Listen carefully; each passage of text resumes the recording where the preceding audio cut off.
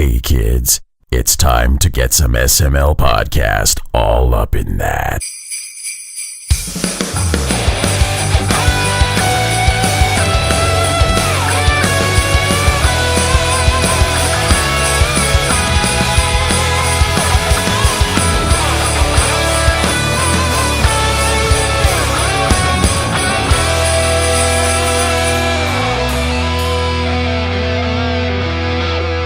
What's up, everyone? This is the SML Podcast. I am your host, Joe. Kind of a lazy week going on right now. No interviews right now, but just a bunch of reviews we got to crank out. It's still games coming out, still got shit to do, and we're kicking things off. Pernell Vaughan, how are you doing, man?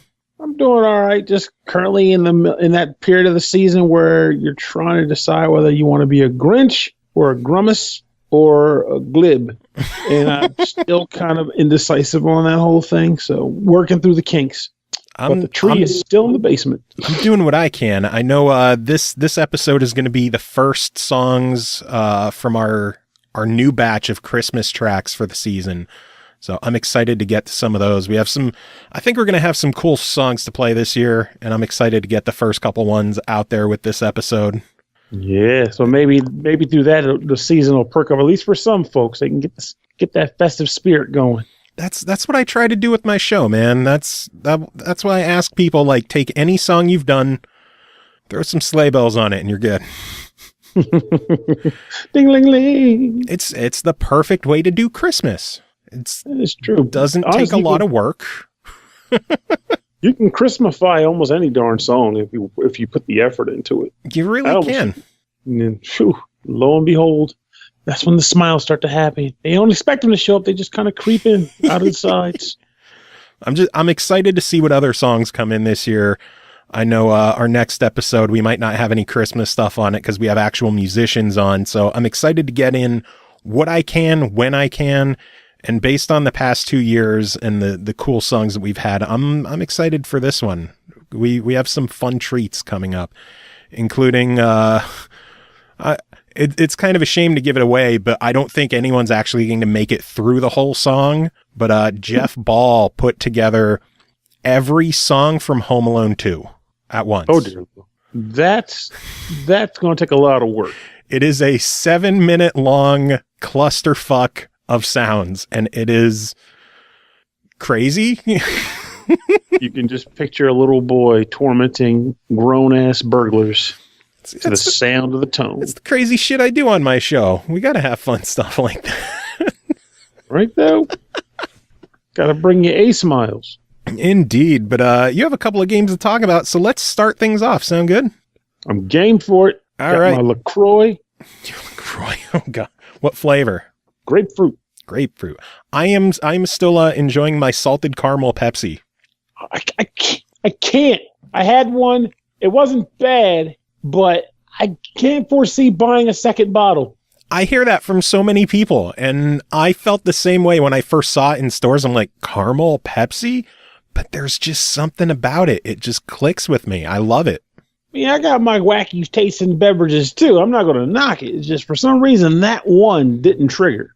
Just didn't do it. I think it's the aftertaste is what I like about it, because like the actual soda itself isn't crazy caramelly.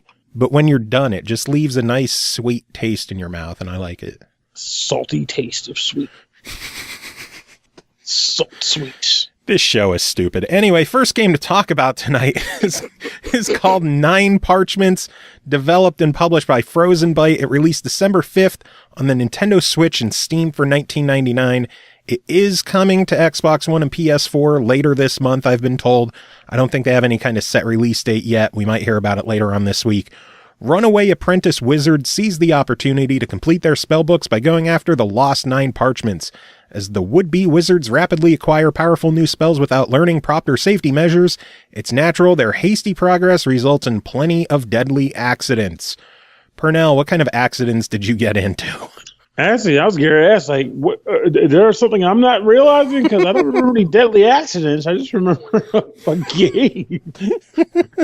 Very few in the accidents train. Nine Parchments was a game that I expected to be something different, but it wasn't that. But that doesn't make it bad. It just makes it unexpected. What I mean by that is, so It's by the guys who did Trine, if I remember correctly. Yep.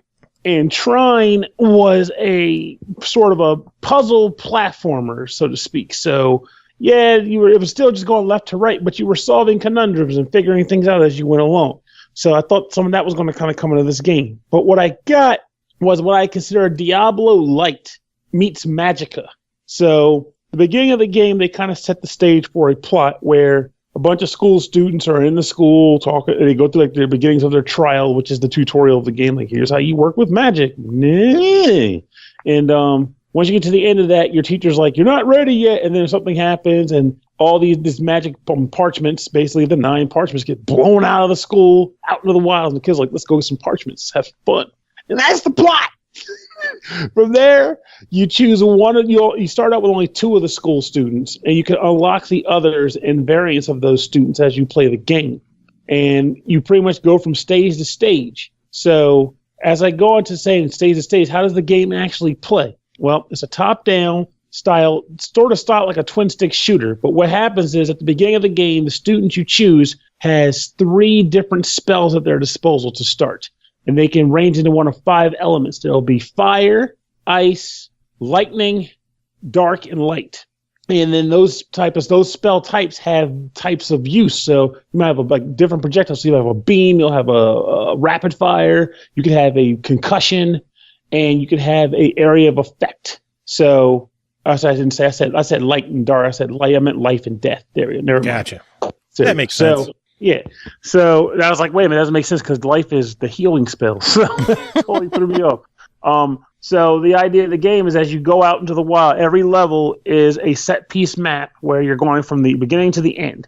At the beginning stage, the kids might have like a little quip or two just to kind of be humorous, like, hey, we have personalities, and you can chuckle at them. But then beyond that is pretty much snippy quips every once in a while. It's like if you kill the guy or if you get resurrected by a teammate. And beyond that is just killing monsters.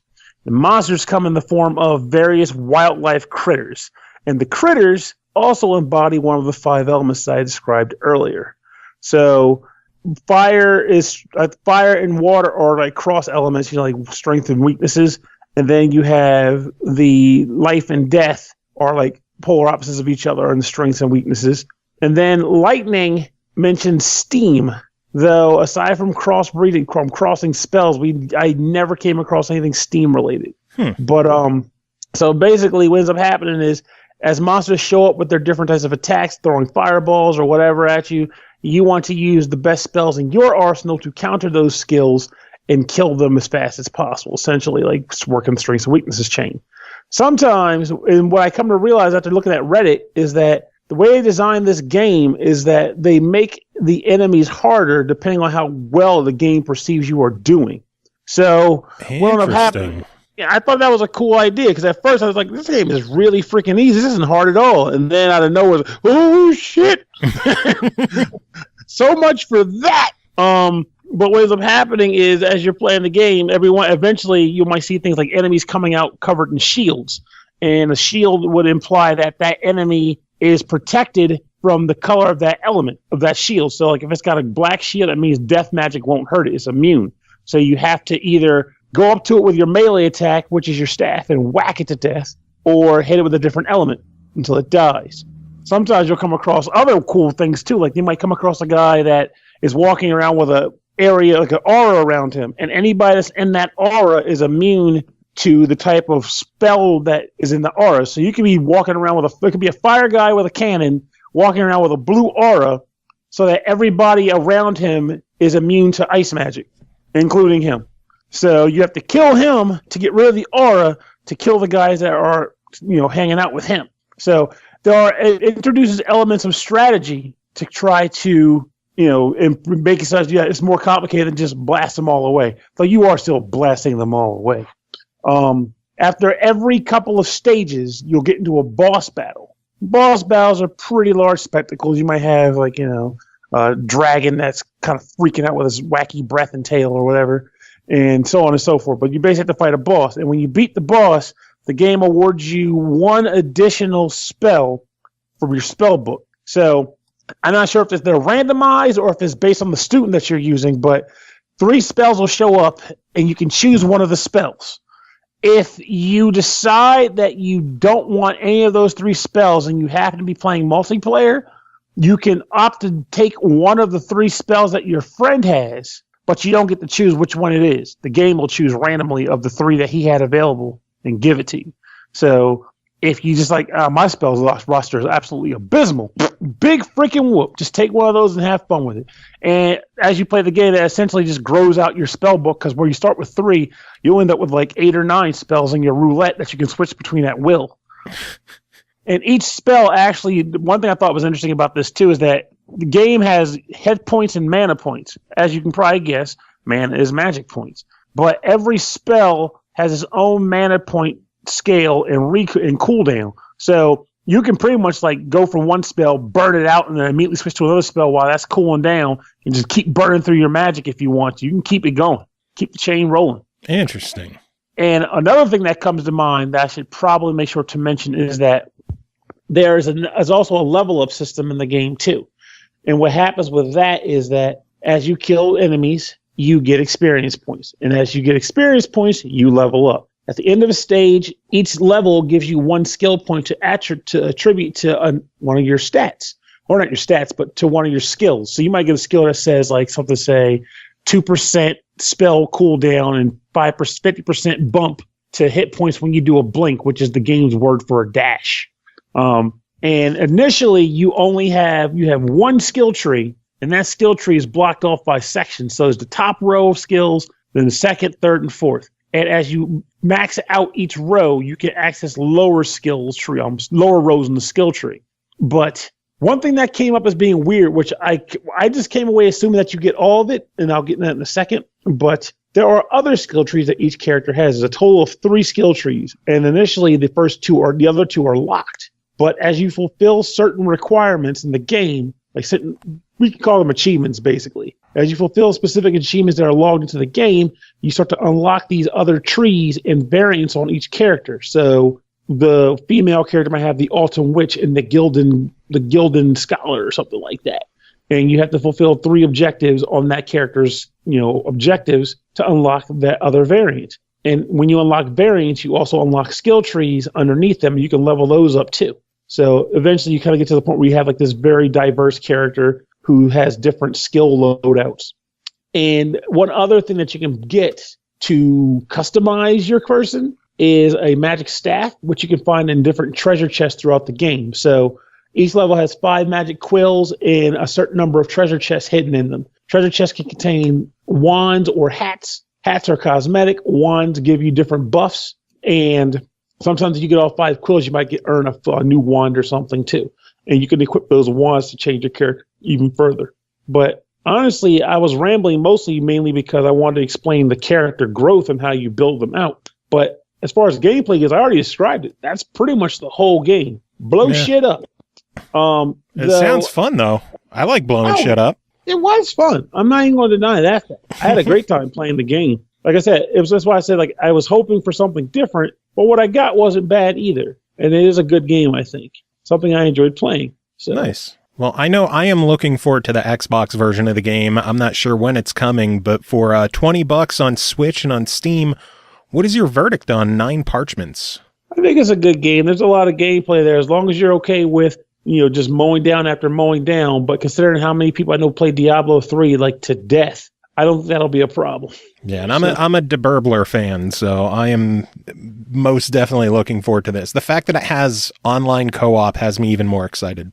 Now, just one thing to point out, just again, in case I didn't bring it up earlier, is that I said Diablo Light earlier. Yeah. And what that means is that it doesn't have... One of the big draws to Diablo is the loot system, normal, rare, legendary, or whatever the scaling is, all that. This game doesn't have that kind of scaling. So the longevity is going to just come from playing with different students and using different spell combinations. Not so much, finding rare loot or anything like that. Because I just like killing shit in Diablo. The loot's cool, but I don't need it.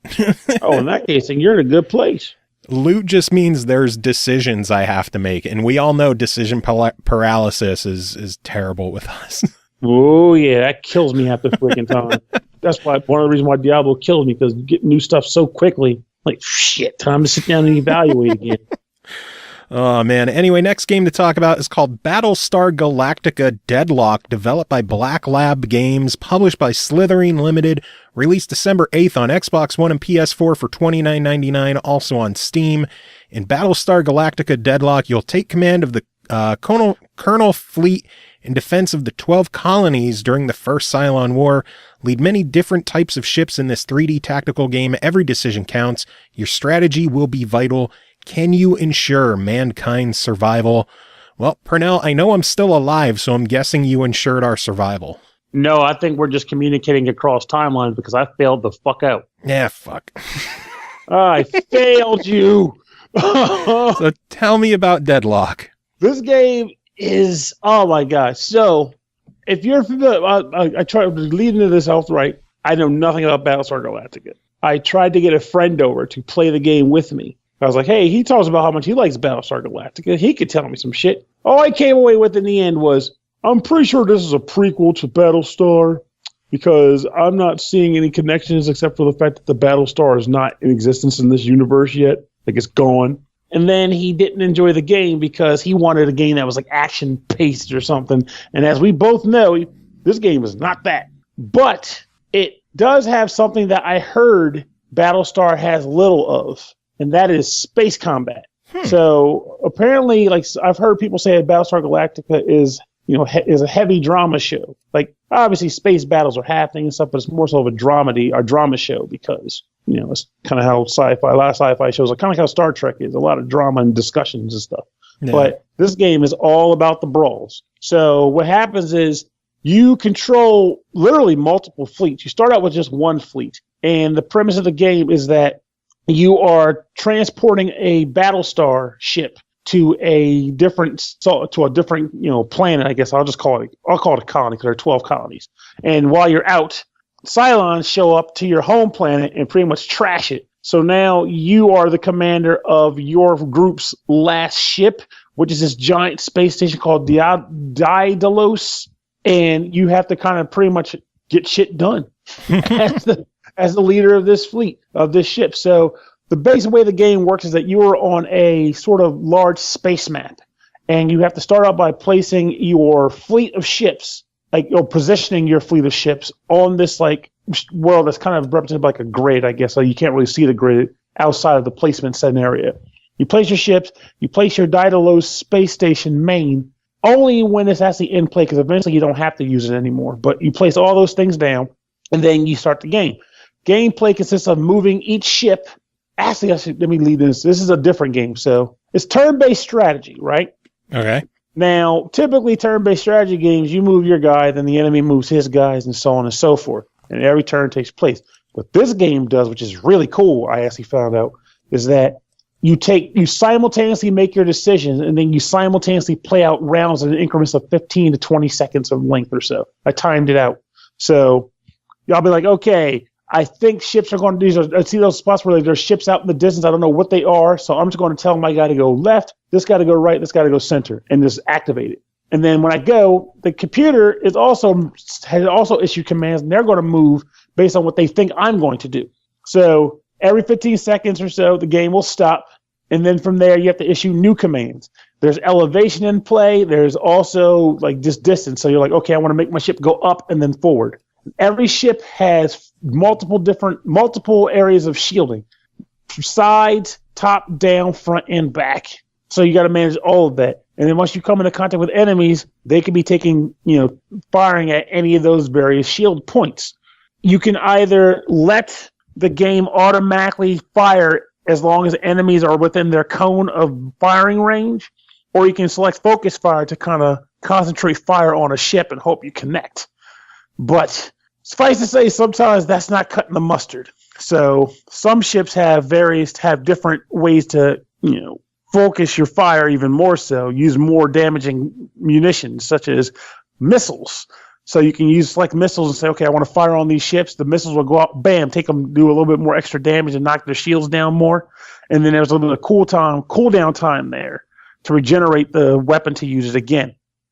You're controlling, I said, multiple ships at once. You're being attacked by multiple ships at once, and each level gives you a different objective. Usually it's to clear out a wave of jerks and keep them from destroying either like a target base or something along those lines. Yeah. Like early on, for example, the target base is your actual Daedalus station, because if they take that out, you're kind of too little too late, you're done. But they're not going to, because you're not bad at the game. You're a champ, unless you're main case you're terrible. So eventually, though, you start getting more money. In the game, the money is called Tylium. And once you start getting Tylium and you start getting blueprints to build new ships, you can start buying ships to increase the size of your fleet or to create brand new fleets entirely, and then span out further to cover different areas within the solar system. Because that's another thing that's interesting about this game. Early on, you start out with a little small battle group flying around, taking out different skirmishes, but eventually you kind of have to work multiple fronts. You might have to send one group of ships over one way, another group of ships over another way, and then activate the battle play, and you have to handle it all at once. Like you battle after battle after battle. So it's hard to explain. It's like there's a lot that goes into this weird game. Like it's cool though. Like it's one of those games again where it's like, I won't lie, and I think this is a part of where I feel like people always say, like, you should, if there's a game you like, you should be able to review it. If it's a game you don't like, you shouldn't review it. I always found that review concept to be a crock of crap, because if a game can't be reviewed well by a person that doesn't like it, then that in and of itself, like it as in like that genre of game or something like that, then that in and of itself is a problem, because you should still be able to tell if the game is good, even if it wasn't the game that you feel you'd excel at. Yeah. And this game, I sucked at it. I'm not even going to front. I'm terrible at this game. I started it over twice, because I was like, I'm not doing something right. I'm not doing something right. But the game is good. Like, this is a quality game. There's skirmish mode if you want to just beat around the bush and just come up with like mock matches and then battle your ships. You can replay each match after it's done. It's just like a weird, like, sort of like, it has different camera pans and it'll show you the entire battle and how it took place. It'll run you through the whole thing. And there's like different story elements between each level. So like there's different ship commanders and generals and colonels that are talking to you and issuing commands and kind of adding some flavor text. And there's actually a newsreel that goes as you play the game that updates you on like things that have taken place within the universe as you've been doing things in the game. So it's like there's a persistent universe that's taking place here too. That sounds really interesting. I think I'm guessing the biggest problem with this game is that it's going to be a very niche audience. Yeah, that's the thing of it too. It's a niche thing, because I will say, just by virtue of the fact that I'm playing it right now, you don't have to like Battlestar Galactica to like this game. But if you don't like Battlestar Galactica, that means you're going to be relying solely on the gameplay to drive you forward. Yeah. As in, I like these space shooters. I don't know who the fuck Daedalus is. I don't care about these 12 cops. I don't know. Don't fucking care. I just want to blow shit up.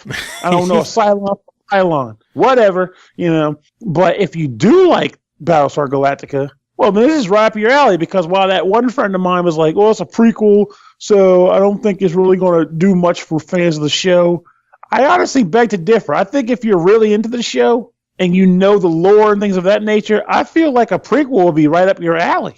Nice. So I guess two different verdicts are going to come into play here. $30, fans of the show and people who aren't fans of the show.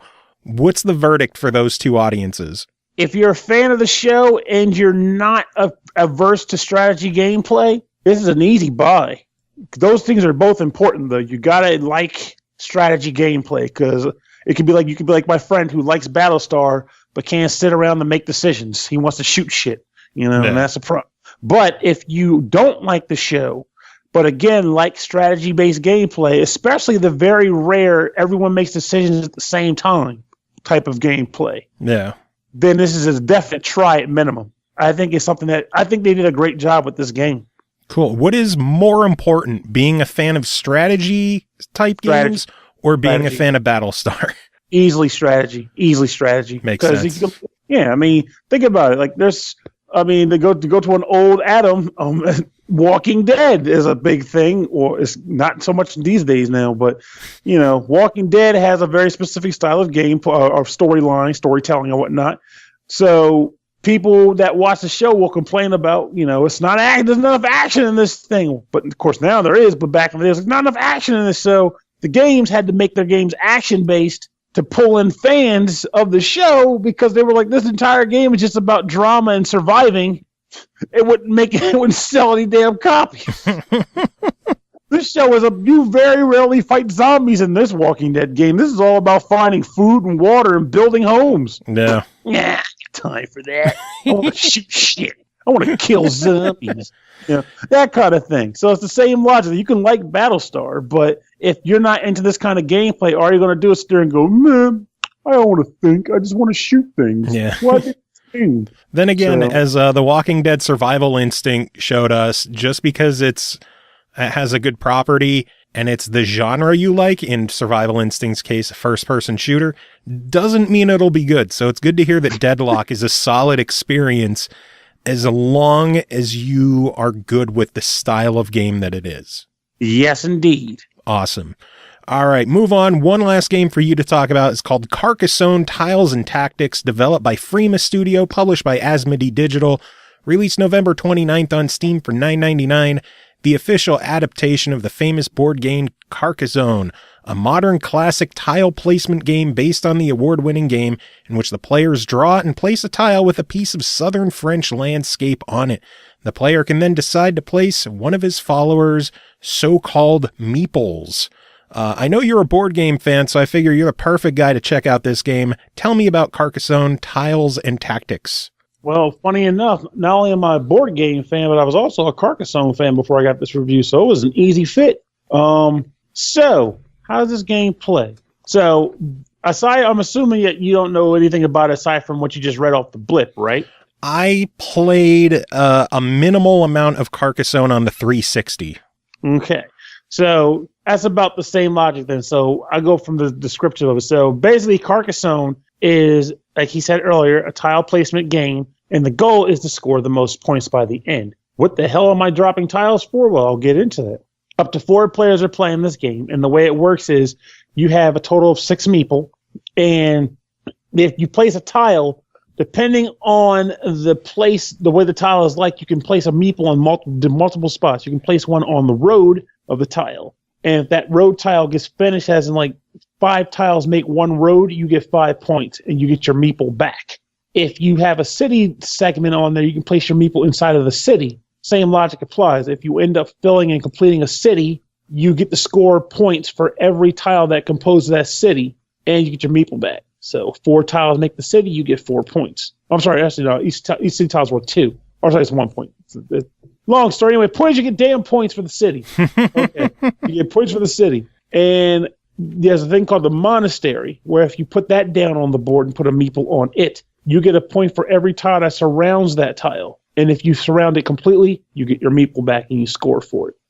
Funny enough, that's the entire game. That's how the game works. It's a very simple game, but a fantastic game. And it actually does allude to bits of strategy, too. So the idea, one thing, for example, is like if someone puts down a meeple on a road and starts building the road out, you can't put a tile right next to it and put your meeple on it because it's someone else's road. But what you can do is find a place not too far away from theirs, but not adjacent. Put a tile there with a road and put your meeple on it, and then make it connect before they finish it. And then you can steal their points or share in the points so they don't just get them by themselves. So it can be done for things like cities and stuff. But there's basically also when the game, I forgot to mention, when the game is over, there is one other meeple use that can be applied to score bonus points, and that is called the farmer. You can take the meeple, put them sideways, and put them in the grass instead of on the road or in the city. And every completed city that touches that field of grass scores you points. But the problem with the farmer is that he can never be claimed back. So you run the risk of running out of meeples if you put too many farmers onto the board. So there's a lot of point management, risk assessment, and resource management in this game. Because if you put too many meeples down and don't close out their cells, well, you're out of meeples, and the time comes when you might need to put one down, you're tapped out and you're crying about it later. So, meeple magic. Now, here's a question for you. I know when I first asked you about this game, you made mention wondering what kind of content was in there, if it was the board game with like the board game expansions. I know the Steam version, the only expansion available right now is for The River, which is, I guess, just replaces the starting tile of the game with a river of 11 tiles. How much content is there in this game compared to the board games? Where do the expansions for the board game come into play? Is anything included? Like, what do you get for the $10? For that $10, you get the base Carcassonne game. So essentially, if you went to Target today and bought, I guess Carcassonne's like $30, and you bought the $30 base set of Carcassonne, you're getting what you're paying for $10 right now. So it's already a bargain. This is definitely a bargain. And I'm not sure if this is a permanent thing they're doing, but if you get the game and then sign up for the Asmodee newsletter, you get the Abbott expansion for free too. I didn't bother with the Abbott mainly because I was like, well, that's an expansion. That doesn't really count as the main game. But even with that said, it's free and it's an expansion. Shoot. Yeah. And why not get newsletters from Asmodee? They make great games. I own a ton of them right now. But yeah, I mean, you get a sizable content. I've played lots of physical rounds of Carcassonne with the base game. I've never even dabbled with the expansions. Like I've seen the river used in gameplay once, and I'm like, oh, I'm fine with the other one. No big deal. Not saying the river is bad. It's just that point of saying that the game Carcassonne base value has enough life in it that you can play it a good bit if you're playing with friends and stuff like that. Yeah. And due to the way this game is done, I didn't try it here, but I'm going to assume the game allows for local room multiplayer. It should not be an issue because Carcassonne tiles aren't secret. You pull from the stack, and then when you pick it up, you place it on your turn. So there's no need to have your own screen in this game. So you could theoretically play the same game on one controller as long as the interface allows for it. Nice. Yeah, I know it has online and local multiplayer. And the Steam page also mentions cross-platform, so I'm not sure if there's mobile versions that it might link up with or play against. I hope so. That would be nice. Or you could just play with people who own the board game telepathically. Maybe that's how it works. That would be swank. Because I think I'm in the odd scope of how I feel about board games nowadays. Like there's been a rise of digital board games that have been arising lately, including this one. And my heart still technically rides with if I can get people together, we can play at a table. That's my go-to. But the reality of it for a lot of people is also that, one, board games are freaking expensive. So you may not be like, all right, just buy a bunch of board games and play them at your table. And two, people are fucking hard to get a hold of to play board games. So you might not be able to do that either. Very true. With those things in mind, this rise of digital board games it actually kind of is a nice thing. And even allows you, like, say, practice on your own. Like, if you want to play a game and get your skills up so that when people do come around, you're not a slouch. You can play digital versions with various AIs, get your skill up, and then when a human shows up, like, hey, guys, I haven't played Carcassonne in, like, 3 months, but I think I can do it. Oh, I won again? Whatever. So, I mean, like, that's another good aspect of the digital board game world now, that you can, like, practice up for when people are around to play with you. But I feel as though this game, if you are the type that's interested in digital board games, whether for full-time use or for practice or for temporary, they did a great job with adapting this to the digital scope. It also makes it nice that if you are familiar with Carcassonne, you may know how much of a pain in the ass it is to score those farmers at the end of a game, because every shyster and finagler, me included, is going to sit there and tell you, these two towns are totally connected to my field. I get points for those. I'm like, no, they don't. No, they don't. They're just poorly cut tiles. Well, the video game knows what the tiles are, and it knows what's connected. You don't have to argue about it. The game will just tell you. So that's kind of a nice thing in and of itself. Nice. So overall, $10 for Carcassonne on Steam. What's your thoughts? If you're a board game guy, this is one of the, I would say, our generation's greats, or like staples. Like, think Monopoly, not as far as like quality goes. 'Cause I know a lot of people hate Monopoly, but think Monopoly in the sense of the status that it has, the name it has in board games. Like, everyone knows Monopoly, and even if you don't like the game, you acknowledge that it did something right to get the name that it's got and to be around as long as it's been. Or like games like that. Carcassonne is that game for this generation, but it's, to me, there's a little bit more going for it. Like, there's more style over it. There's a little bit more substance involved. So it's a good game. I think it's worth the money. Nice. Sounds good. And I know you didn't check this out, but the River expansion given that it's only $1 and it gives you the whole river starting tiles, would you buy the river for $1?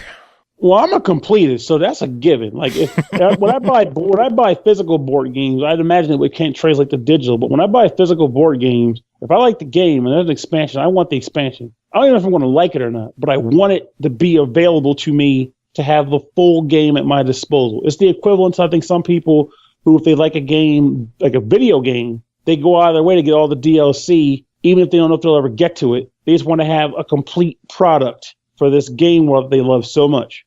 Same logic, but I do that with every board game I like. Nice. So basically you're buying the river, right? Oh, yeah. For a freaking $1. Yeah, I'd buy that.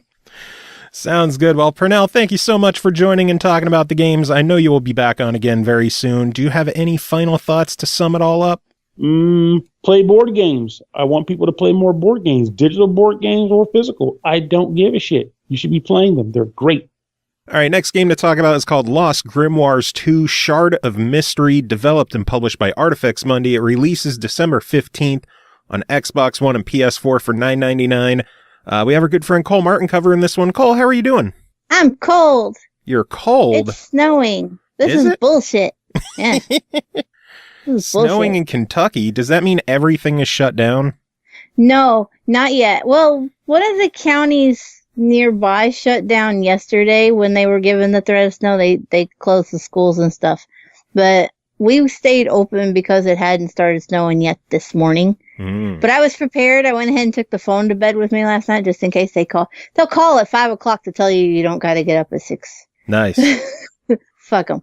But yeah, so they didn't call, so I had to get up, lug the kids out to the bus, and then it started snowing like, I don't know, maybe about 2.5 hours ago. So now everything's covered in, it looks like, a Coke field or something. So covered in powder. I know we haven't shut everything down yet, but I know my dad over in Tennessee by Knoxville, in Murrayville, Tennessee, if they even think about getting snow in the area, everything just shuts the hell down. Yeah. Well, a lot of people make fun of it here, but it makes sense where we're in the hills and a lot of our roads are one lane and dirt. So it's very easy to find yourself upside down in a creek and dead.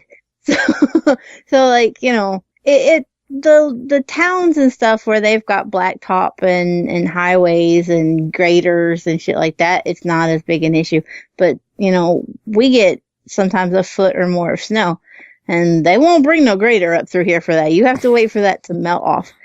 There are places on hillsides that, as winter progresses, the frost and the icicles, they form hanging off these cliffs, and they will literally get to be 8 and 10 foot long icicles, and they will stay there until they melt in June when they finally get enough sunlight. Nice. So, I mean, people make fun of it, but we're used to winter. We get wintry weather. We are in the hills, but it still causes problems just because of the nature of like the lack of infrastructure. Yeah. Anyway, video games. Games! Lost Grimoires 2. I held off on the description because I really, really enjoyed the description this game had on Steam. The Xbox page wasn't up yet for me to just go in there and try to copy the synopsis that I like to read at the beginning. I think it's not technically out till Friday. Yeah, it'll be out on Friday, but I went onto the Steam page for it so I could find the description, and the Steam description for it just says, "Stop a terrible curse." That's pretty much it. And that's it. So I really, really enjoyed how straight to the point that description is. So tell me, what is this curse that you have to stop? Wow, that's, the game doesn't really give you a lot of details about why the curse is a thing. This is one of the things that this game, compared to other Artifex Mundi titles, is kind of lacking in the animation and the story. It's just not quite as fleshed out as what we normally see. It's not bad. It's still, decent enough, but it is definitely a little on the lower end of the quality scale. Well, I think in the description I said it was developed and published by Artifex. I'm wrong there. It's developed by World-LooM Games. This is one of those games where someone else developed and Artifex is publishing. So I guess a quick correction there. Developed by World-LooM Games, published by Artifex Mundi. You can always tell when that's the case. I feel bad saying that. It's not an overwhelming horrible thing, like I said, but it is just a noticeable difference. For example, this game doesn't have a bonus chapter like most of them do. Yeah. The alchemy aspect of it takes over, and there's no option during hidden object puzzles with a lot of Artifex Mundi games that they've developed themselves. You can either do the hop, or you can play like a game of dominoes or mahjong or something like that instead of searching for the items. And usually in the ones that are developed by other groups, that's not an option. And as is the case, that's not an option with this one. But there are just some minor little hitches with like some of the art. There are moments where some of the characters just look a little off. Like the anatomy isn't correct in some of the poses and stuff. But it's not anything that's overwhelmingly deteriorating to the game itself. It's just something that you look at and go, well, that's odd. And then you move on. It just doesn't have that full-on Artifex layer of polish. It doesn't feel like it's that polished, right? But essentially you play as an alchemist. Again, though, you do have the classic Artifex Mundi, feminine hero, your female protagonist who's just kicking ass and taking names through all of this. She is an alchemist. I don't think we ever learn her name. Or if we did, it's just said in passing like once or twice. But typically, she's referred to as Auntie. She serves a king and his young son. But the king has been at war with an enchantress who has been locked away into another dimension so that peace can finally come over the kingdom. The king does die, and his son, you take care of him. There's some time passage. It doesn't make you actually take care of the kid. Thank goodness, I gotta do that in my real life.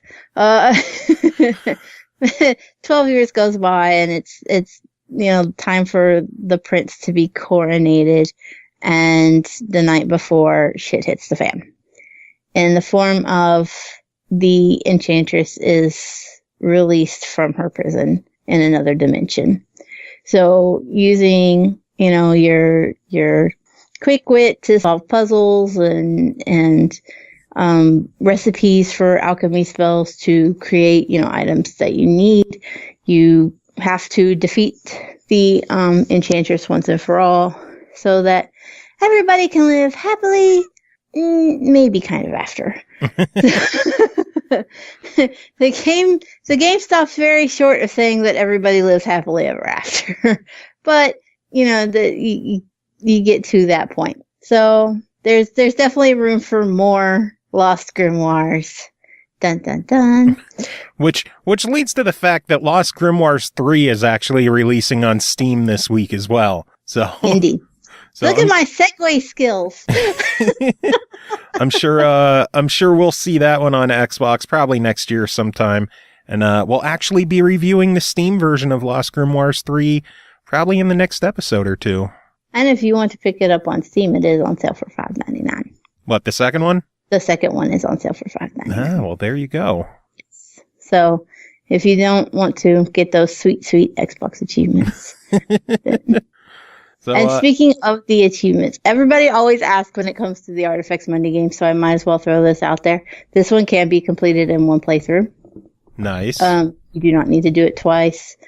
There are collectibles. You have to collect 31 items, but if you miss any of them, I'm blind as a bat and I didn't miss any of them. So if you manage to miss one, don't come yelling at me. Are they missable? Like if you miss one, you can't go back and get it? Because I know it's been like that in a few of the games.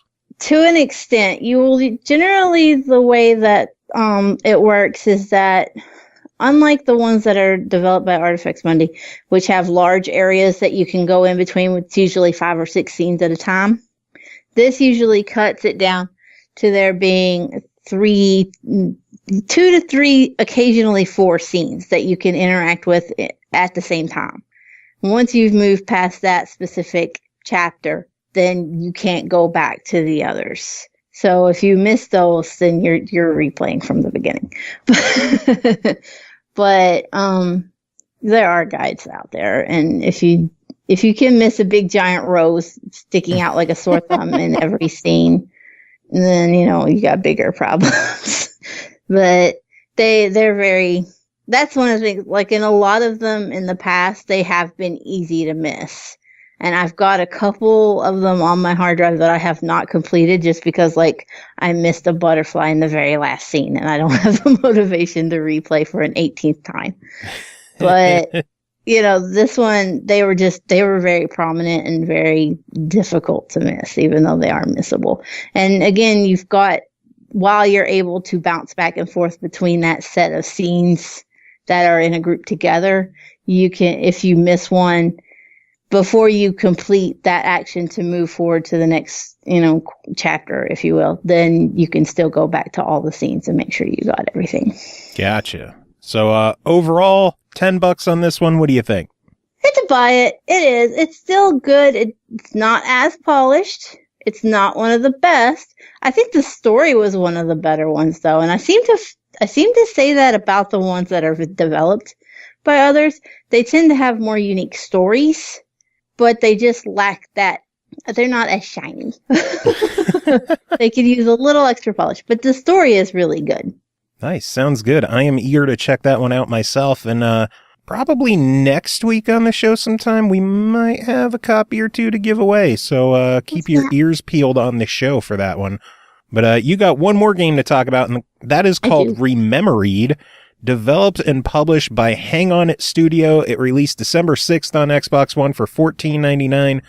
Rememoried is an independent video game, a virtual place where memories change to dreams, and the only possible way is forgetting, which becomes a mechanism for proceeding to the next layer of dreams. The surrealist, explorative first-person adventure game. What the hell is Rememoried? I still want to know the answer to that. I played it. I 1K'd it. I can't tell you a whole lot about it. Interesting. That's not true. It's very surreal heavy. I would liken it to Envelor Verstand. It's got that each scene is essentially a chapter. And you have to remember where items are to proceed to the end point. So basically there will be like, a ladder on a rock in the sky. And in order to get platforms to appear, you have to remember them. And in order to remember, you have to spin around in a circle. Interesting. So you spin your character, and each time that you rotate around, you don't have to do a full rotate if you don't want to. I found it easier to just swing around in a whole 360 every time. But if you move an area out of your field of vision and then look back, it will have changed. So you remember it different ways depending on when you look at it. So basically the goal is just look at an area, look away, look back. And if the platforms align in a way that you can get where you need to go, then you've remembered it and you can move on. You're not stuck just doing it like standing in one spot and spinning and spinning and spinning until you get everything all the way across. Because some of the distances that you have to get across are pretty hefty. But, it can be a case of you got a couple of platforms that are where you need them to be. So you go ahead and you jump up onto those, and then you look away and look back again until you get a couple more that you can go across until you finally get your way up to your goal. There are still different mechanics though. While the spinning and looking away and looking back is kind of the main premise, there are other, mechanics that'll have you use like following light orbs or looking for clues to lead you through different types of puzzles. There's one level where you're just in a field of lights and bushes and you've got to find a tiny little blue rose. None of the levels are timed, and there's not really any threat. If you do fall from platforming and you just literally fall into the abyss, it just restarts you back at the beginning and you do it again. So there's not any like overwhelming punishment for failing or taking your time. You don't have to rush it. There are a couple of levels where you do have to keep moving. If you stop moving, then it'll start you over, but you're not timed to finding the objective. You just can't stop moving. So throughout all of these, as you're platforming and you're trying to remember everything, there's voiceovers talking about kind of existential, narration, like, talking about infinity and, do I really remember it this way, or am I dreaming it was this way? There's a whole lot of existential crisis going on for the narrators. But it adds a unique touch. It keeps the game from being stale and just like, well, I've got to walk over here to this ladder now. You're listening, and it does help. There's one really neat level where you have to chase a light orb, and there's no narration, but the light orb is playing violin music.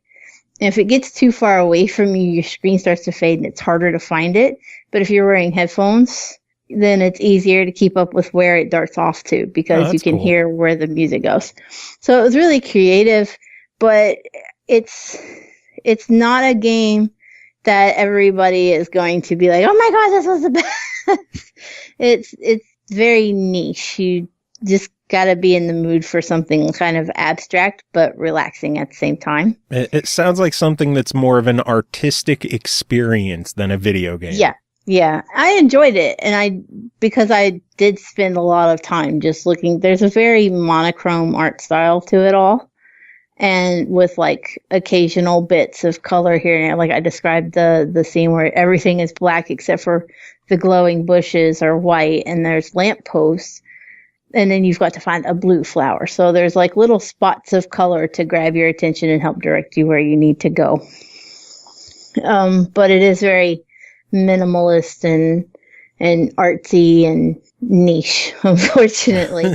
The game's biggest selling point for people is probably that it can be completed in 22 minutes. What? I think I've talked more about the game than there is game to play. It can be 1K'd in 22 minutes. That's pending your luck pans out. 22 minutes. I wasn't sure if my internet had cut out or if you were just shocked. Like, is that with a guide, or is that just like playing? I used the guide to get the idea of like the spinning to understand that part. Once you know what you're supposed to do, though, I didn't use the guide after that. Oh wow! I think I probably took 30 to 35 minutes ish. If you don't count the 900 times I kept falling off the platform. Oh Lord! Just because I've got I'm bad at platforming, but yeah, it can be done very quickly. I think at most you would probably get an hour to an hour and 15 if you just didn't use any kind of guide and went into it blind. Wow, it's very quick, and there's no collectibles. There's not anything specific you have to do in each level. So all the achievements are tied to just completing the level itself. So it's all progression achievements. So basically you get through the game and you have the 1K? Yes. Wow. Yep. If you can get from point A to point B, you're going to complete this game. I'm trying to think, like the last game that felt this short was Refunked, I think. And I think the big difference between those, besides, the style of gameplay, is this is a $15 game. Refunked was $3. Yeah. I think that's the biggest thing that's holding this game back. Is just, and I can see why its price tag is what it is, because it's very polished. The controls are perfect. I didn't have any trouble.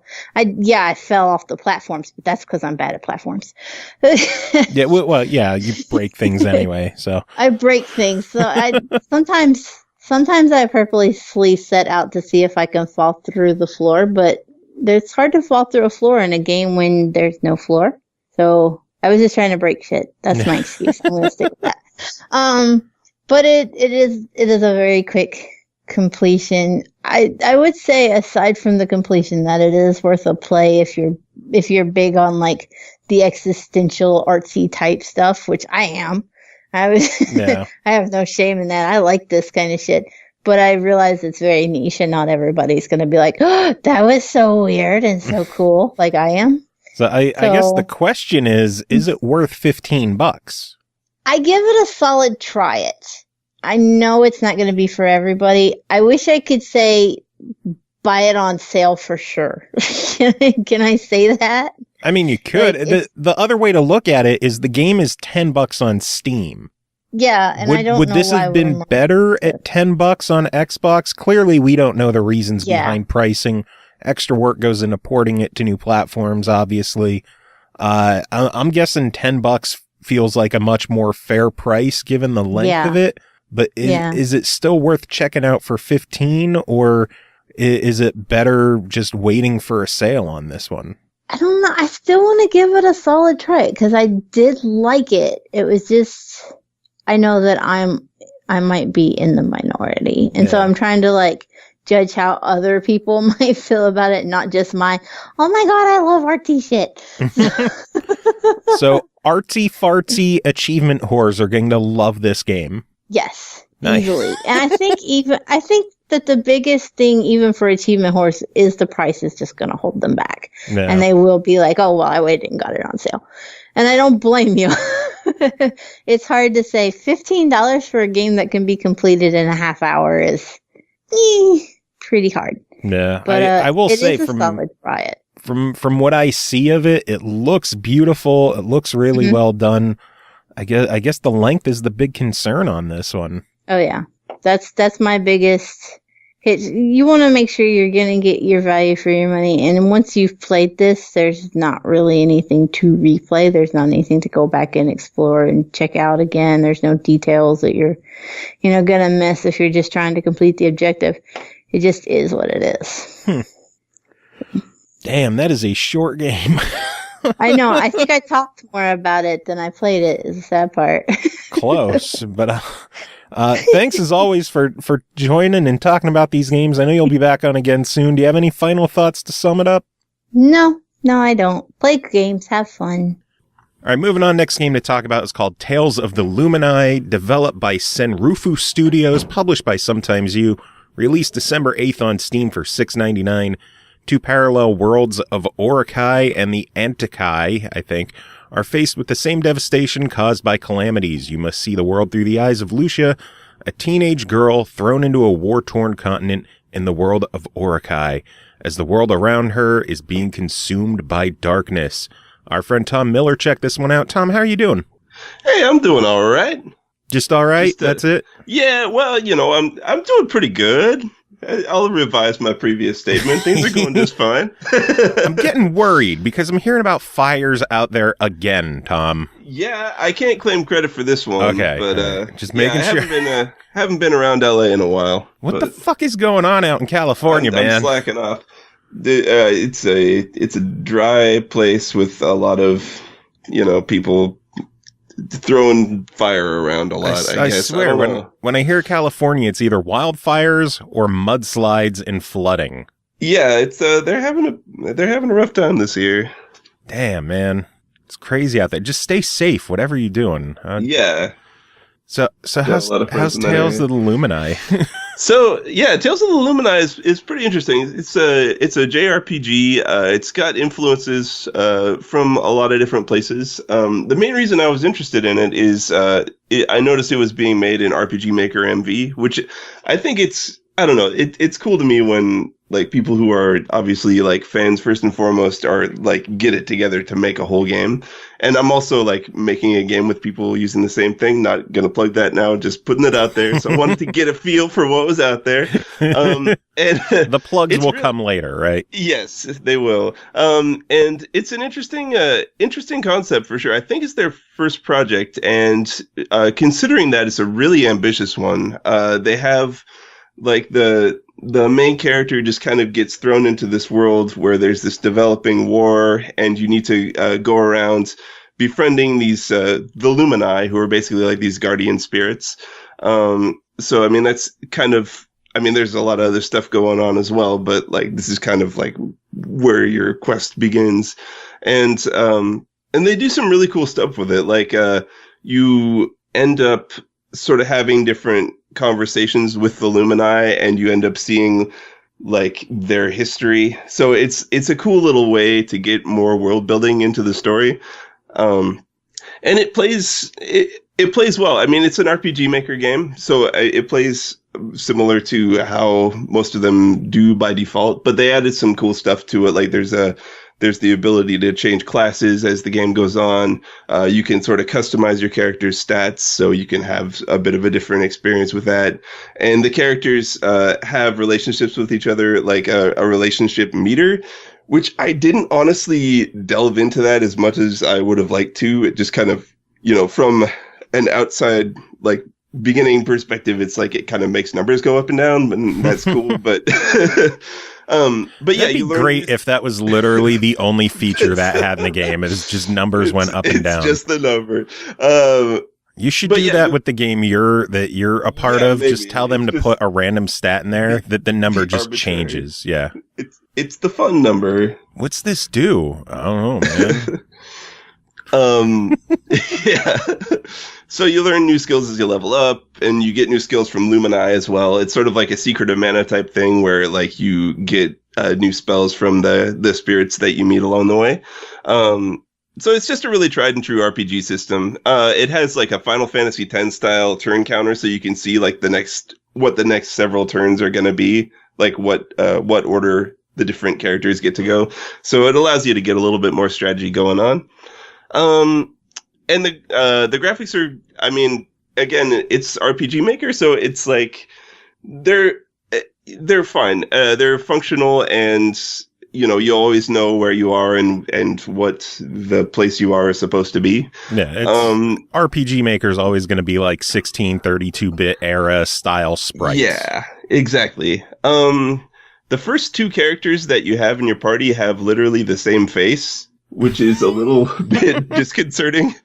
But there is plenty of variety with the character designs. Like it's all done within the framework of RPG Maker, but it exists. I mean, it's fine. How's the story?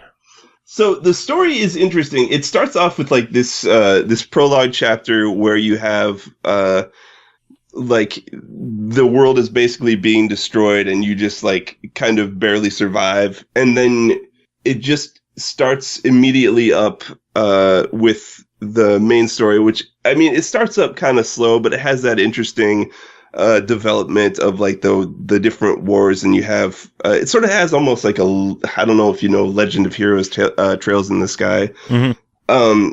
It has sort of a similar drive to that, where you're kind of like traveling through as these different events are progressing. It's pretty interesting. And I know that, I don't know, I know that it gets more so as the game goes on, and I'm sorry that I don't have like 100% run through of this, but well, you don't want to give too much of the story away in a review anyway. That's the beauty of RPGs is the story. So just giving that stuff away in a review kind of, but it's interesting. Kills the point. As long as we know that the story is good and worthwhile, that's what I want to know about. It did. It drew me in immediately, and it has some really cool ideas and ways of presenting itself.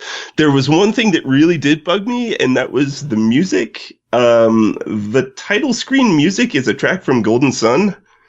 Huh. And there was a town I got to that had music that was a remix of a Chrono Cross theme, and so, like, considering that they're charging money for it, if you're listening to this, SenRufu Studios, you might want to have like a few other tracks in the game.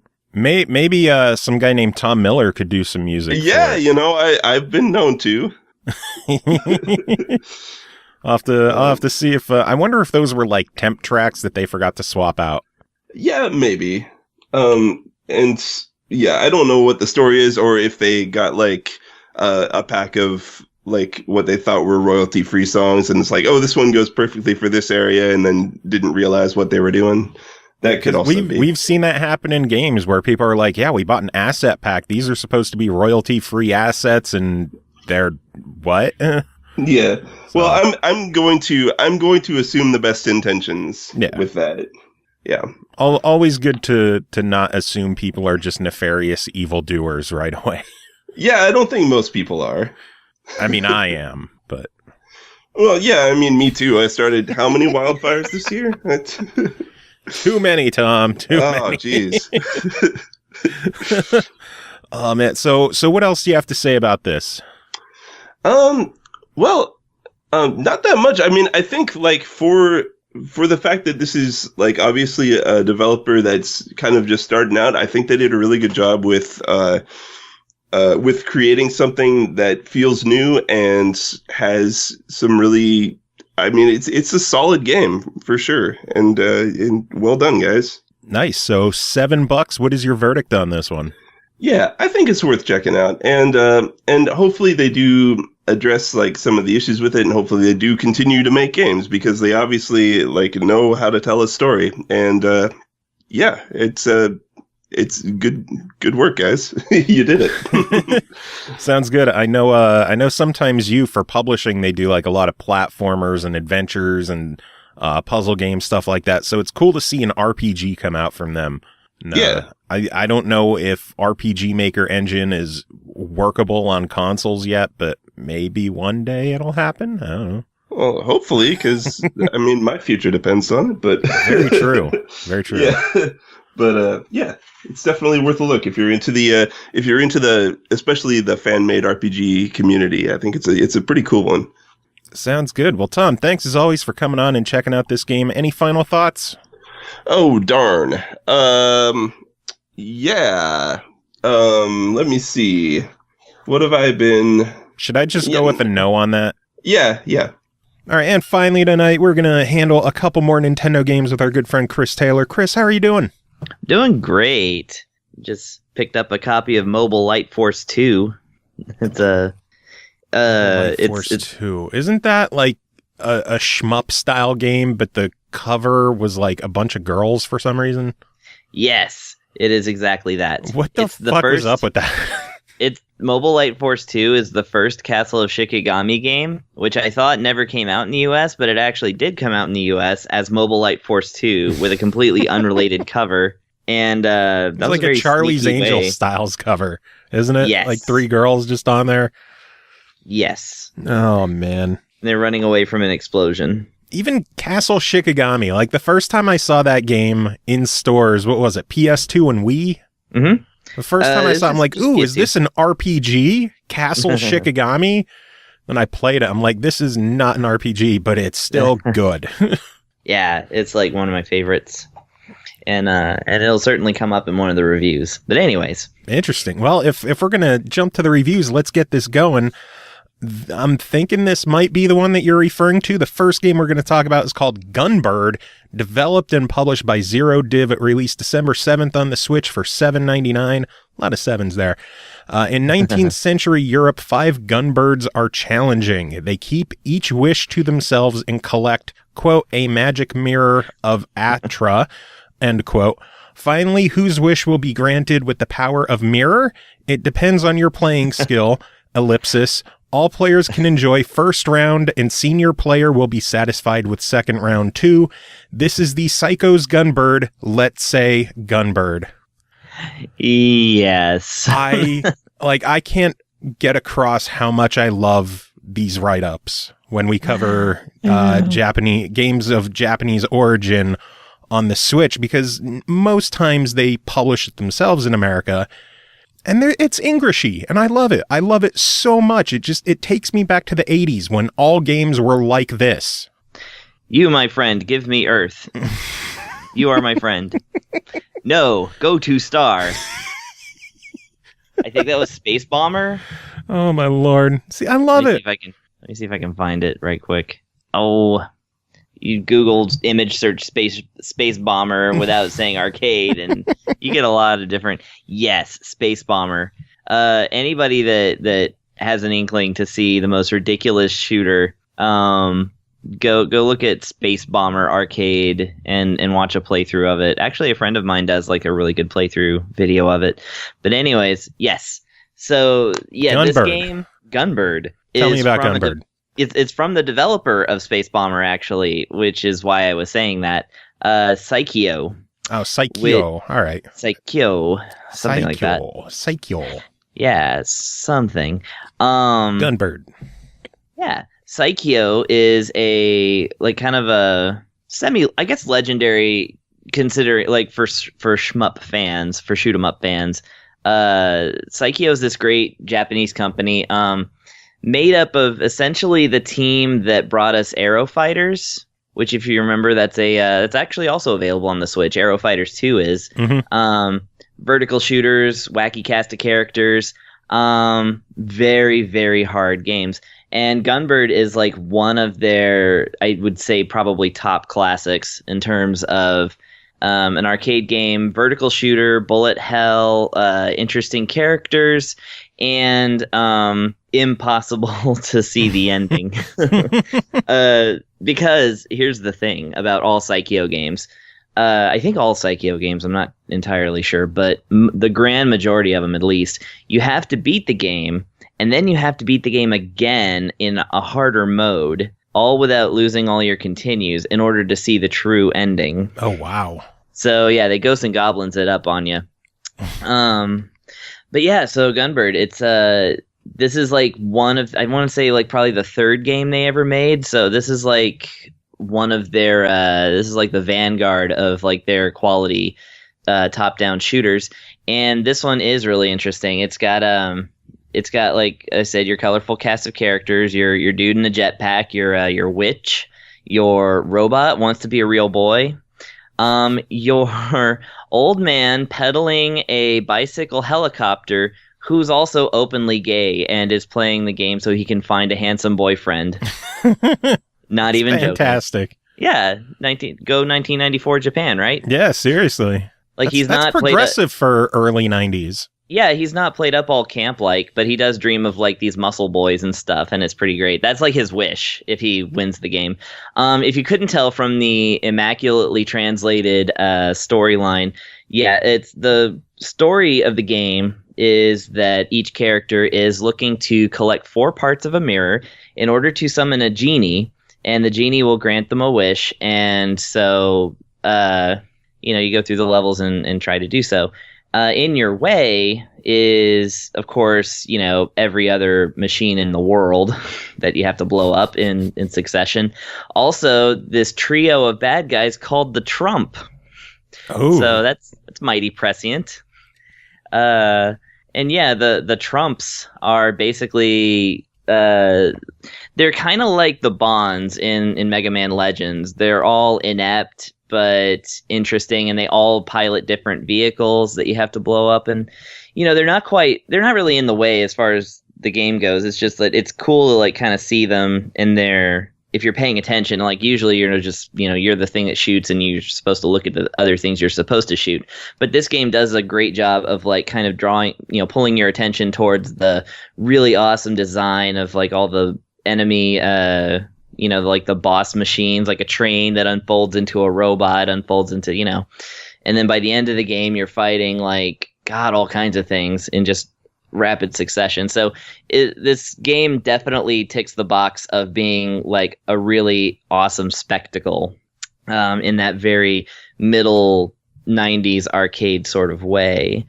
And so the interesting things that they've added to the Switch version are, for one, it's customizable across 7 or 8 different difficulties. Oh, wow. Yeah, so like 4, you start at like 4 or whatever, and it then goes up to, like, it starts at normal, goes up to hard, and then very hard.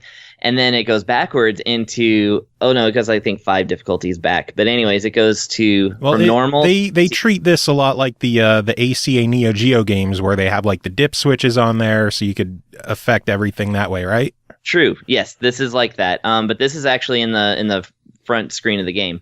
It goes from normal to easy to very easy to child to monkey. So you can play this game in monkey difficulty if you want.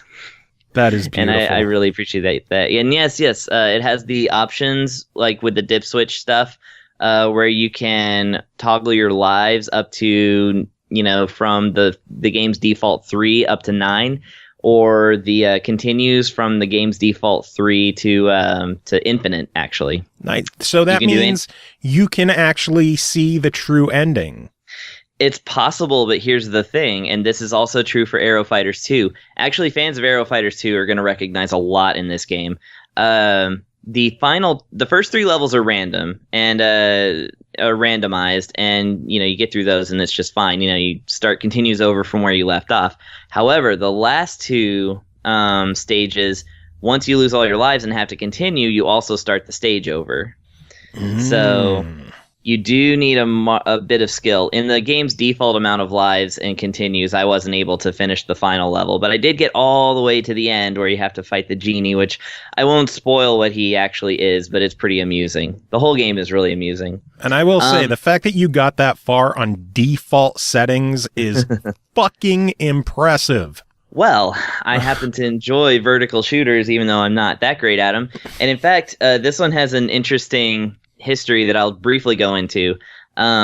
This was released in the US exactly once in physical media, and it was on the PlayStation back in the day, and they they took the game, took out all the storyline elements, which, by the way, if you play this game 2-player, every combination of characters have storylines that interact with each other and different endings. So make sure you have a friend that likes these vertical shooters, and thanks to the fact that you can play 2-player with the game's the original Joy-Cons, like you can play that way on the portable screen. You can totally just throw a controller at somebody and be like, here, beat this with me. Anyway, on the PlayStation, it came out, they took out all the storylines so they wouldn't have to translate it, and they called it Mobile Light Force. And the cover of the game is these 3 ladies, they look like Charlie's Angels, and they're running away from an explosion with guns in their hands, and then there's robots chasing them. And it has nothing to do with the game whatsoever. It was one of the early X-Seed releases. The best part is they came out with a Mobile Light Force 2, and that is a completely different game, which is the first Castle of Shikigami game, which is another excellent top-down vertical shooter that was developed by somebody else. So this entire thing has now officially come full circle from when we started. Exactly. Mobile Light Force and Mobile Light Force 2, by the way, had the exact same cover, neither of which are related to the games. And even better is that they came out with Castle of Shikigami 2 over here, and they gave it, an actual accurate cover. And they also came out with Gunbird 2 over here, and they called it Gunbird 2.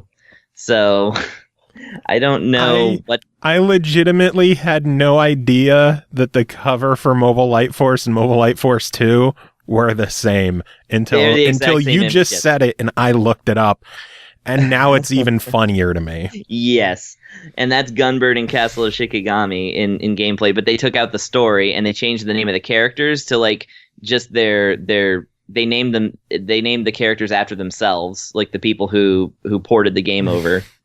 Side note, X-Seed has come a long way. They really have. From what they were. Damn. Props, X-Seed. I know. This is very dubious beginnings. Oh, man. So, yeah, that's just a brief bit of story I wanted to go into as far as these games go. Nice. So, overall, $8 on Gunbird on the Switch. What are your thoughts? Oh, God, man. Especially if you've got a second player. Now, I will say, this game hasn't grown up a lot since its Japanese early 90s counterpart. For one... there's a character who is the witch character is a 13-year-old girl, and she does get hit on by one of the other adult characters, so that's kind of problematic. Also, Japan. one of the characters is literally described in the game as Oriental Girl. And I'm like, oh, fantastic. So, as long as you understand that that's just part of Japan in the 90s and their problems, then this is a hugely fun game, especially if you can get a second player. Like I said, fans of vertical shooters will already know what Gunbird is, I should think. Fans of Psychio will know that it's one of their best games. Fans of Aero Fighters 2, which came out on Switch a couple months ago, will really love this one, because apart from the fact that it doesn't have a ninja or a dolphin, it's it's very similar and I think more fun.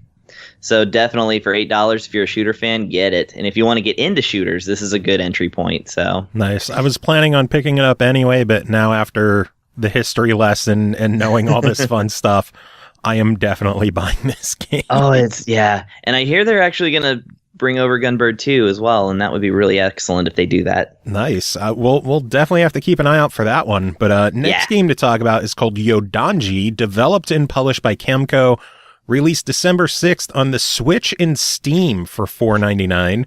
Coffee break roguelike themed after Japanese folklore tales. Get the ability to summon and trap yokai, numerous spirits that have been living hidden among us until now. Admire them, give them witty nicknames, then put them in brutal, ever-changing dungeons to summon even more yokai. Chris, what is Yodanji? Oh man, well that's exactly what it is, so I don't have to review it. No, I'm just kidding. Okay, so Yodanji is a classic, and I mean classic, roguelike in the 2D 8-bit tradition. Everything about this game is like, just screams, this belongs on the NES kind of thing. Except for the music. The music's actually pretty CD quality-ish, you know? It's not too bleepy. Bleepy. Yes. The comparison, of course, that I would want to make immediately would be Quest of Dungeons, because, of course, they have such a similar setup. But then I realized that actually this game's a little bit different and also a little bit more akin to the kind of like classic roguelike that we would have played before the improvements made by Quest of Dungeons, by which I mean the game is infuriatingly hard. So the whole point of it is that you choose from 3 available yokai, and anybody who watches, I guess, a lot of anime or just checks in on Japanese culture, a yokai is a specific set of sort of, you would call them maybe household monsters. They're not like giant demons like a kaiju or something, or like your big Godzilla guys. They're more like, this is a haunted umbrella and he jumps around and he's got one eye. And so it's like they were kind of like Pokemon before Pokemon. Yes, exactly. Which is why there's now Yokai Watch series on the 3DS as well. Exactly, yeah. And the thing about yokai is that, like Pokemon, they're consistent across folklores and across video games and, you know, the other modern adaptations. So if you're a yokai fan, you will recognize instantly the characters whose names I've forgotten. But of course, you've got One-Eyed Umbrella. You've got the Ice Witch lady girl, who's kind of a ghost. And the best thing is the screenshot I have pulled up has the umbrella dude, and it's Carcassonne. Carcassonne, yes. And of course the one that's the weasel with the blades for arms. That's one I've seen before in shows and stuff. And yeah, so you go along the dungeon. The presentation is top down, you know, one move at a time. You start off with just 7 hit points, and some enemies at the very beginning of the game can do 2 or 3 damage to you. So a lot of it is very much survival. One of the aspects of this game that I found to be the most, kind of ended my quest sort of stuff. My most common demise was actually starvation, because the game has a starving counter, basically. So if you're, so you can be peckish or, hungry, whatever, and you're fine. But once you get into starving mode, you start losing life every single turn. And if you're not eating something, then your adventure is going to end. So, for that reason, I found myself not getting super far into this game, but I did make several attempts. And yeah, so there's certain items you can find. You have 2 different modes. One is the classic, if you find 3 of a certain MacGuffin, then you can unlock another yokai. And then there's the picnic version, which is it's the same, only a bit easier. I don't see how much easier, but because that was the one that kept killing me. But apparently that's the easy version. But hardy players who are into this kind of adventuring will be rewarded fairly frequently, because there's at first glance, without getting into the question marks territory, like 21 different yokai that you can summon, and each one you can send down into the dungeon. They each have a spell set, different things that they can do. The other cool thing is that they each have a character sheet complete with their traditional lore, so you can actually read about each yokai and like where they kind of fit in with Japanese mythology. So for an 8-bit game, it's pretty educational in that sense. Nice. But yeah, I mean, on its surface, like no matter how awesome the dressing is, it's still a game where you can go in and, 5 steps later get murdered by a raccoon with giant testicles. Oh yeah, gotta love those. Yeah, I think those are Tanuki or something. I don't remember. Like the Tanuki suit from Mario. What the ballless Tanuki suit from Mario 3. Yeah, I think they actually just look like regular raccoons in this game, though, if I'm being completely honest here. The only complaint I really have is that I could not get the game to map out the... well, no, maybe I can. I don't know.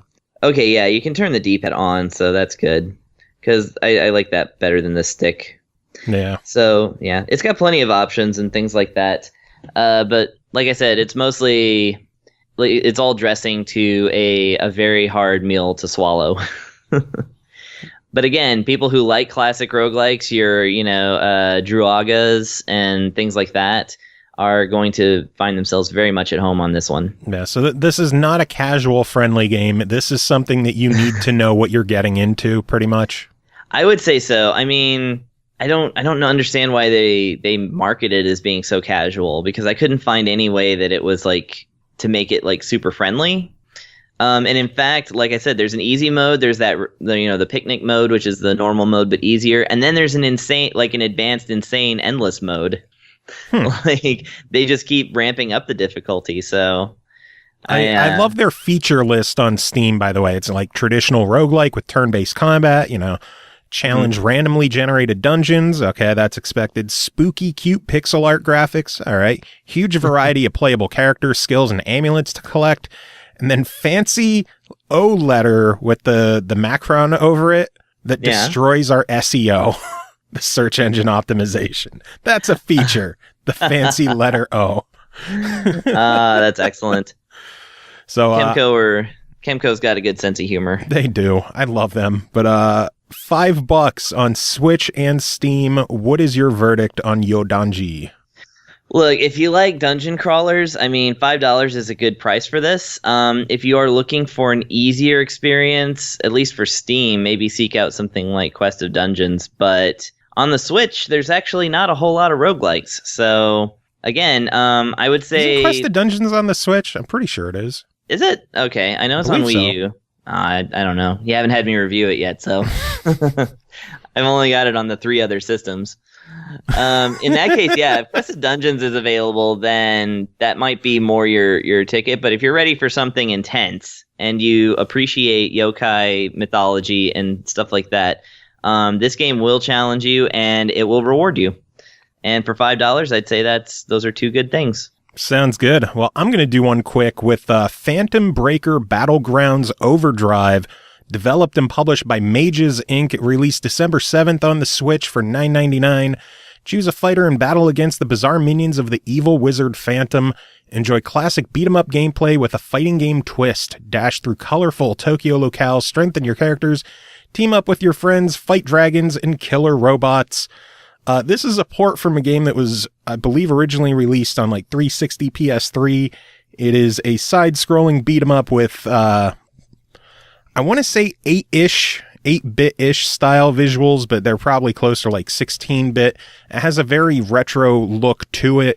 You choose one of 6 different characters from the Phantom Breaker fighting game, which I don't think the fighting game actually released in America, funny enough. Oh. But you choose one of the 6 characters. You do the initial chapter, and then all your powers are stripped away. So you spend the game fighting through this nightmare world with one of the different characters, beating up enemies. When enemies die, they drop experience crystals. You pick those up, and it has very heavy RPG elements where you are constantly trying to level up your characters, strengthen them, get new abilities, new power-ups. And And you just go through standard old school side-scrolling beat 'em up. Instead of like Final Fight where it has a 3D plane, everything is locked to a 2D plane, but there are two different planes to jump between. Kind of like, what was it? The SNK fight. Is it Samurai Showdown that had the two planes? World Heroes, one of them. Yeah, one of those. I think maybe World Heroes, but I don't really remember. I don't remember either. There's too many of them. But it has a foreground and a background. Enemies will jump between the two. You can jump between the two. The cool thing is when you use some of your special abilities, they'll actually hit enemies on both planes, which can kind of be a bummer when you're trying to... Every time you hit an enemy, they'll drop coins, which are your score. Those disappear very quickly. So if you use any kind of super ability to just... beat the shit out of a bunch of enemies at once, you're going to lose a lot of score on coins that you just don't have the time to pick up. The game runs, from what I've seen, I haven't run into any kind of performance issues with it. And when you do some of those special attacks, you could see like a couple hundred coins bouncing around on the screen. You can routinely see 20, 30 enemies at once that you're trying to beat the shit out of. I really dig the visuals of the game. It plays really well. And something to keep in mind is this actually includes all of the DLC that was released on other platforms. Right now, if you were to jump onto the Xbox 360 and pick up the game is $10, the one DLC is $5, and the other is $6. And this game on the Switch with everything is $10. Nice. So it is cheaper to get this on the Switch than it is to just get the DLC on the 360. By the way, the game is playable on Xbox One, and it's a fucking blast. So if you don't have a Switch, something to keep in mind with it. The game plays really well. It has local multiplayer up to 4 players at once. Your progress on your character stats carries over from playthrough to playthrough. You could replay stages so you could grind your character up. And the fact that there's so many different characters you could use, it feels like near infinite replayability. And when you're getting bored and your characters are all maxed out, you could wipe your characters and just start over if you want. But it is a blast. It's a lot of fun. And given the fact that it is the best value for Phantom Breaker Battlegrounds for $10 on the Switch, I say buy it. It is awesome. Sweet.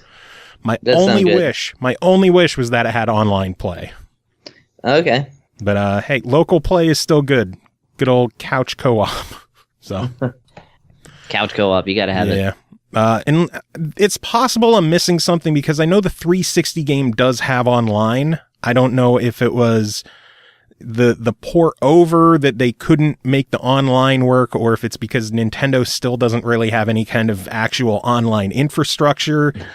Like even the menu says like offline play, but they don't have anything mentioning online play. It's possible it might be patched in later. I was gonna say that's the only thing I can really think of. Yeah, TBA. Yeah, it could be a future update. It might have been something where they wanted to get this out before Christmas, but they just couldn't get the online working yet. So instead of delaying the whole game, it could be a free update later. I'm not too sure. But even still, with how much content is there, including the DLC for $10, I still think it's a buy it. Right on. All right, next game to talk about is called Tennis in the Face, one of my favorite game titles ever, developed and published by our friends at 10 Tons. It released on December 8th on the Switch for $4.99. Help former tennis star Pete Pagassi save the city from an evil energy drink corporation explodes. Knock out creepy clowns, corrupt riot police, and other explodes-addicted maniacs with a tennis ball to the face. This is no Wimbledon. This is tennis in the face. Chris, tell me about Tennis in the Face. All right. Well, I guess that's the name is a play on Andre Agassi. Andre Agassi? Is that his name? I don't know. No. I think it's supposed to be a mix of Andre Agassi and Pete Sampras. I was going to say, yeah, and he's also a little angry looking, so there's got to be some McEnroe in there, too. Probably. But he doesn't shout at anybody, so maybe not. So Tennis in the Face, yes, from 10. Well, the big tell here is that it's from 10 Tons, which I had previously. Well, we had both, I suppose, previously talked about. What was it called? King Oddball. King Oddball. Thank you. And in that sense, this game is extremely similar. basically it's kind of a physics puzzle challenge where you got your guy with his tennis racket and his balls, and you smash the balls straight forward, and they bounce off of walls in a ever decreasing sort of ever decreasing, what would you call it, velocity? I don't know, physics. Trajectory? Trajectory is, well, yeah, actually, yes, the trajectory does droop as the ball force dwindles down. There is gravity in the game. Yes, there is gravity in the game. But yeah, as opposed to King Oddball, swinging his rocks around, in this game, you're actually straightforward smashing stuff and then trying to, hit one enemy and bounce it off the wall and hit the other enemy and, try and get as many as you can within the set amount of balls, which actually versus King Oddball, this one has a variable level dependent amount of tennis balls. Some stages you can get 4 or 5, some stages you can get 2, some stages you can even just get 1. Mm-hmm. And you have to take out everything. The levels are arranged on a grid where you have to unlock each level by beating the last one, which is just like King Oddball. It has achievements and bonus games that are set up the same way, where you get onto a square and then suddenly there's 30 bonus levels that have their own unique challenge. Except in this game, like was kind of mentioned in the summary, you get different enemies that you have to defeat. So in the first stage, it's all just clowns, and you hit them and they squeak, and the squeak is actually pretty funny. I don't know why, it makes me laugh.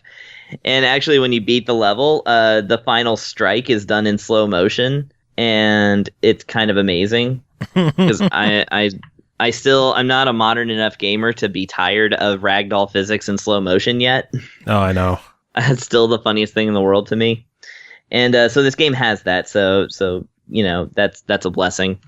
And yeah, second stage is police and riot gear, which the third stage, at the risk of spoiling too much, but I have to say it, the third stage are lumberjack-looking hipsters who are addicted to energy drinks. They've got beards and plaid and stupid hats, and after a few stages, they're armed with shields that are called Tri-Wolf shields, and they're shields that look like that 3-wolf t-shirt.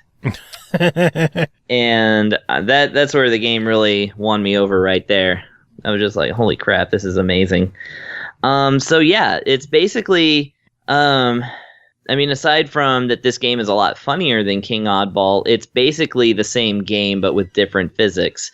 So fans of King Oddball, such as you and me, are going to really enjoy this one because it's got that great challenge. Levels are set up amazingly. Like there's some of those puzzles and where everybody is set up in such a way that you really have to rack your brain and try and figure out, okay, how am I going to nail this hipster here without, wasting all my balls. And yeah, it's just an exercise like that.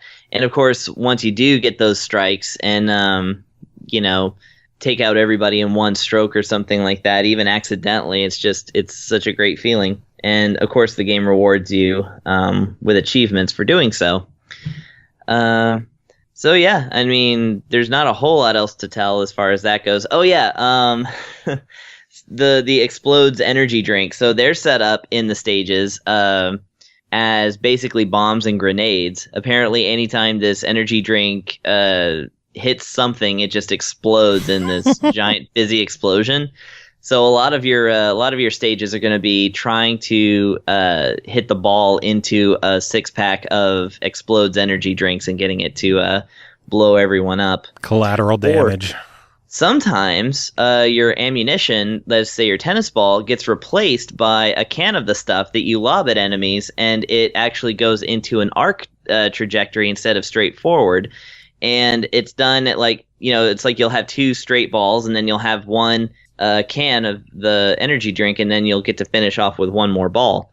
And so that adds another element where you basically can always expect that third thing is going to be a grenade, essentially, so you can sort of plan your strategy around it. So that gives the game a little bit more of an edge in terms of having to use your noggin. Nice. So, over-the-top physics puzzler, $5 on the Switch. What is your verdict?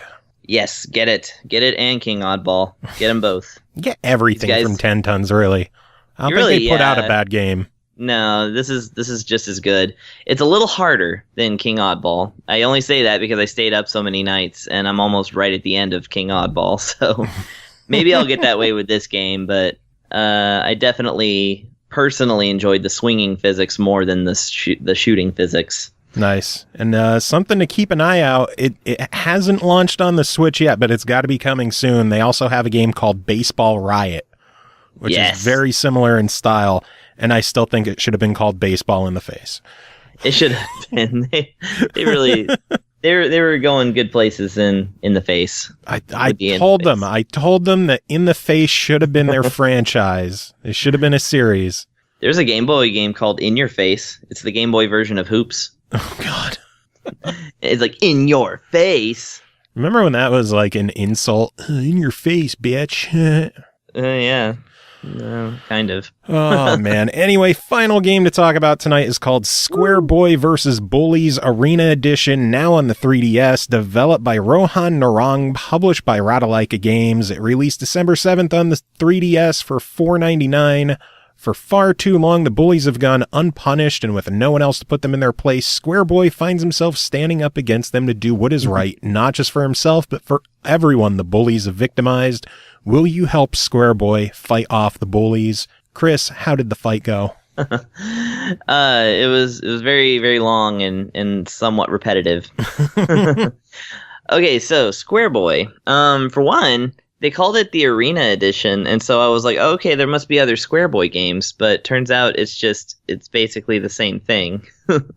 So I think Square Boys versus Bullies is the sole chapter in the story of Square Boy, unless I'm mistaken, but that does appear to be the thing. So Square Boy versus Bullies, yeah, you're a little squarish guy who must beat up larger squarish guys on the surface. The whole thing kind of plays out a little bit like River City Ransom, which is that's obviously a good thing, going for it. Mm-hmm. It's got those 8-bit visuals. It's got the 8-bit soundtrack, which is actually quite good. The main focus of the game, I suppose, is that you early in the game start off in the dojo where your karate teacher, who bears a passing resemblance to Master Onion, from the Parappa the Rapper games, but is actually a square person. I don't know.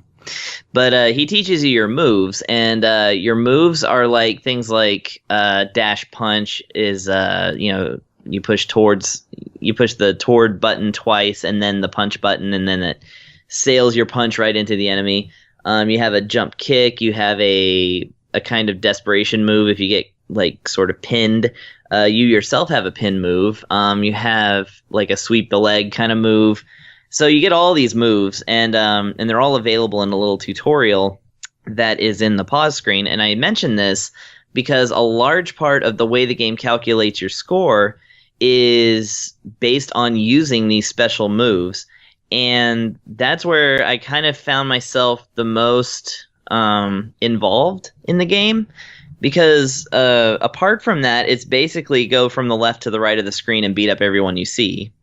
It's, make their life go down, don't let your life go down. It's a standard brawler in that way. Yeah.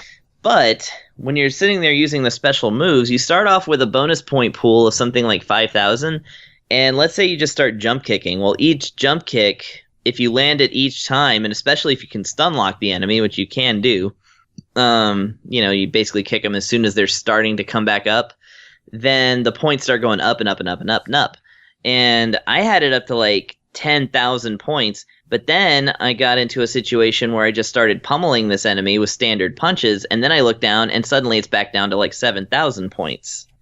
And so a lot of this game ends up being, in order to get the best score, like chaining together like all of these combos, and each one has to land and each one has to kind of look good, Yeah. And gathering up all these enemies together. which that ended up being a pretty cool little challenge. And then I noticed that every time I beat a stage, it would appear on a stage select screen that I could go back and replay any time, and I suppose try and get the best score. There's no obvious bonus for getting the top score, but I mean, I've been playing games since the 80s, so I know what a score is. And that's a motivation in and of itself. And I noticed there's probably about 13 or 14 levels in the game, so it might be kind of short unless there's just this whole other area or this whole other game. But other reviews I've seen have said that this is a pretty short game, so I imagine that that's probably about all there is. Well, I know the Arena Edition also has like a survival mode style arena mode to it. Hence the Arena Edition. So that must be it then, because I couldn't otherwise tell what the difference between the games were. So there you go. You have a couple of different modes. Like I said, I like the enemies. They're they're just bigger square versions of your hero. They just look bad and dumb, and they speak in this really wonderful broken English that's like the worst spelling in the world. And I appreciate that as a fan of absurd writing. Nice. And of course, they've written graffiti all over the walls that is really badly spelled and done. And you have your square guys with mohawks, and your square guys with a hat that have a gun that shoots bullets that you can walk faster than. In just your regular saunter, you can outrun the bullets that these guys shoot. But if they hit you, it's very, very annoying, and you lose a lot of bonus points. So nice. So overall, $5 on this one on the 3DS. What do you think? Well, $5 is the amount of money it costs to download actual River City Ransom, which on top of being an amazing classic beat 'em up is also wireless 2-player with just one download. So I will say it's a very good game for $5. I kind of felt like a little more variety would have been nice, because as it stood, I kind of had to sort of make my own challenges, and that is to say, try and get the best bonus score as possible. But the game does provide a good challenge. It's very amusing. Like I said, the soundtrack's good. The visuals are appealing. It just runs the risk of being a little repetitive towards the end of what seems to be a fairly small amount of levels. Yeah. So it's one of those for the beat 'em up connoisseur, for somebody who just can't get enough. And of course, I really like where this developer is going, so I always recommend to purchase it just to get them into their next project. Yeah. I feel like this has a lot of room for improvement. Nice. Sounds good. Well, Chris, thank you as always for coming on and chatting about these games. Do you have any final thoughts, final words to end the show? Go buy Mobile Light Force 2 from XS Games, available now. It says "Find and Destroy the Murderers" on the back of it. Really? That has nothing to do with the game. Find and destroy them. Here's the bullet point. Each level has a tougher enemy foe. Highest score defeats the enemy. That's not true. Take survival into your control. All-out aerial assault. Every character has a, quote, special attack, unquote. Oh, my lord. I got it for $6 with free shipping. Worth it. Yeah, totally.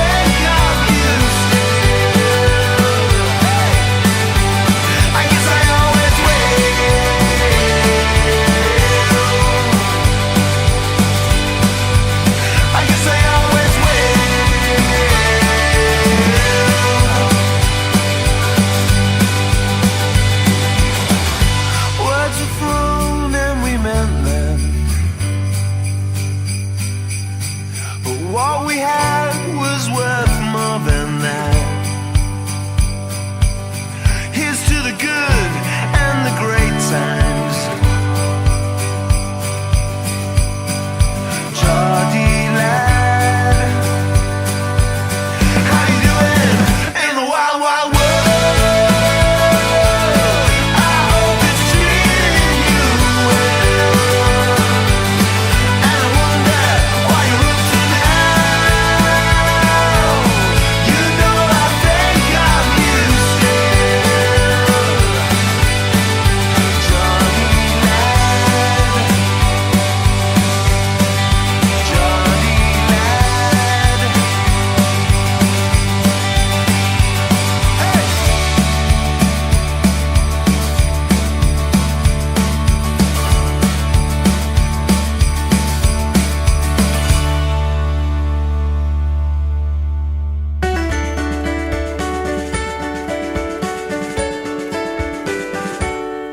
Oh, darling, we made it through another stormy year, and despite the wreck we made of this one, I swear the best from here. Say goodbye to dismiss. Let us try to forget. For tonight, Christmas calls. To this song, surrender. It only can get better. Let us be together as Christmas calls. And here's to us, and here's to London, so pretty on Christmas Eve. And I wish for us a future brighter than the lights on Regent Street. Say goodbye to dismiss. Let us try to forget. For tonight, Christmas calls. To this song, surrender. It only can get better. Let us be together as Christmas calls. Just let us be together as Christmas calls.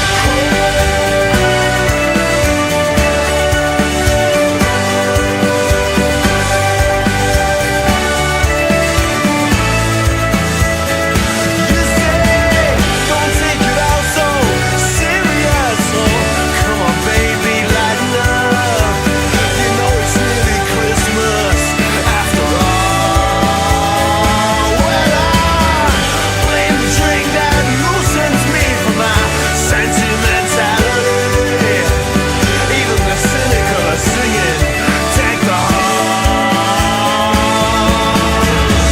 Say goodbye to dismiss. Let us try to forget.